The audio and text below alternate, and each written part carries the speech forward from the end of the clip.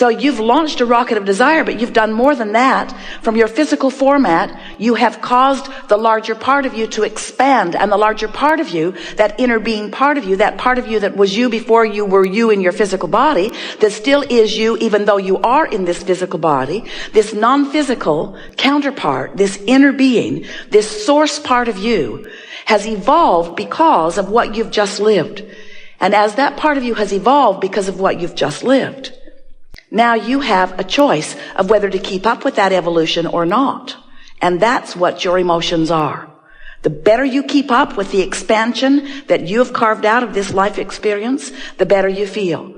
But if you launch rockets of expansion and the source within you becomes the equivalent of that expansion that you've asked for, and you stay focused upon the problem that caused you to launch the rocket, then there's a vibrational gap between you and you that you feel in the form of emotion. But that's okay, because that's step one. You knew that that was essential. You knew that it was necessary to know what you don't want in order to know what you do want. And you also knew that it was logical for you to be more of a vibrational match to what is than to what is coming next, because what is has a lot of your attention. Have you noticed?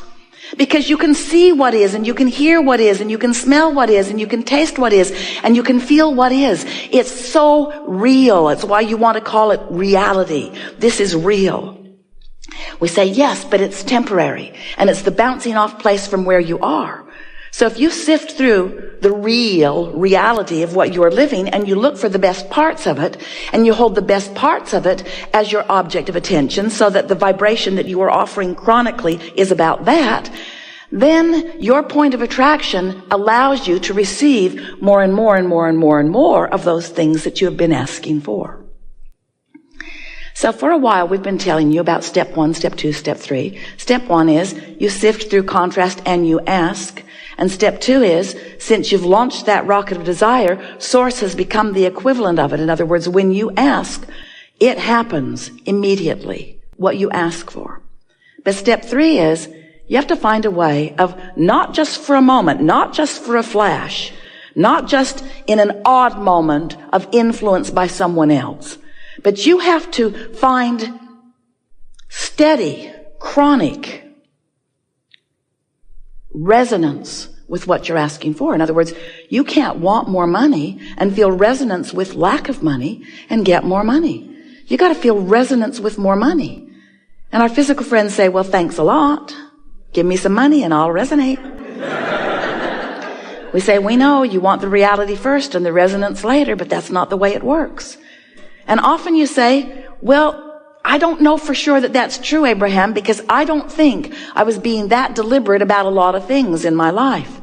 And yet well-being pretty much surrounds me on lots of subjects. And we say that is because the well-being is the dominant part of that which you are about.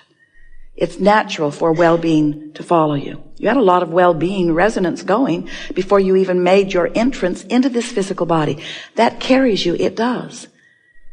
But when you become deliberate about your vibration, when you deliberately offer your thoughts because you care about that resonance, now you're really cooking. Now you are a deliberate creator. Now you have so much control about what happens around you. And now, and only now, does life begin to really be pleasurable for you.